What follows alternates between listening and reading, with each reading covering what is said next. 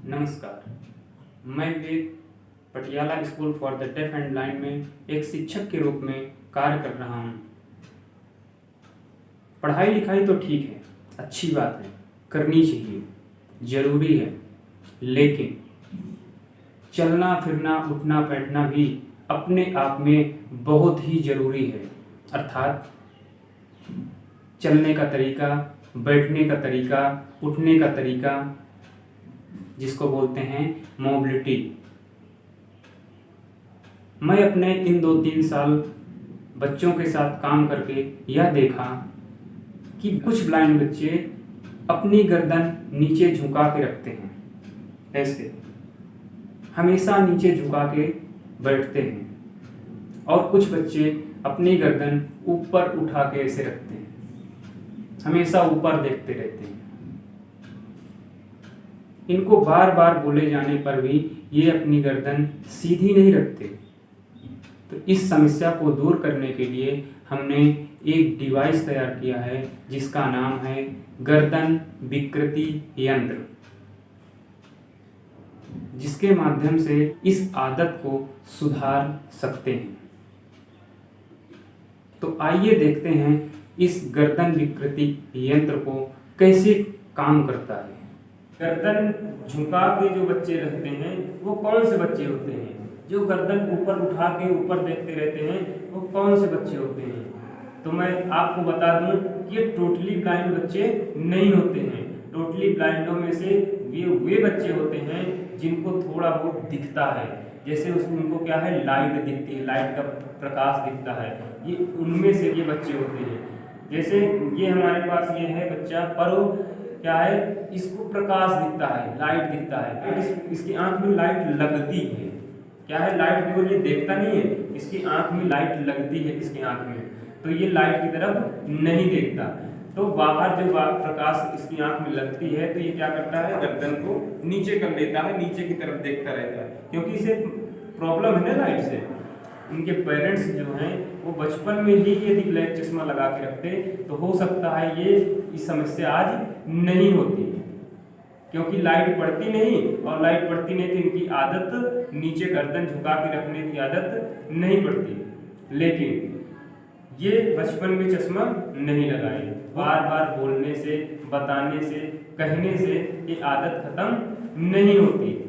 तो इसके लिए हम गर्दन विकृति यंत्र के नाम से एक डिवाइस तैयार किए हैं हम लोग, तो उसकी मदद से ही आदत को सुधारने का प्रयास करते हैं।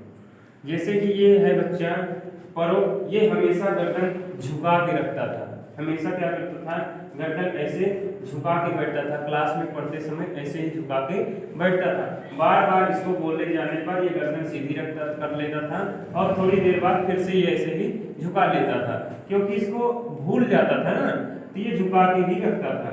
लेकिन हमने जो एक ये डिवाइस तैयार किया, गर्दन विकृति यंत्र तैयार किया, इसमें 2 लाइट लगा दिए और बटन लगा दिए।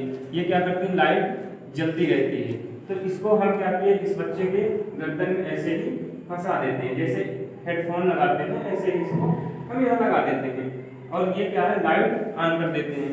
तो ये बच्चा जब लाइट इसकी आंख में लगती है, तो ये जब नीचे ऐसे करेगा तो इसकी आंख में लाइट लगेगी, तो ये क्या करेगा, बच्चा ऊपर कर लेगा गर्दन, तुरंत ही ऊपर कर लेगा।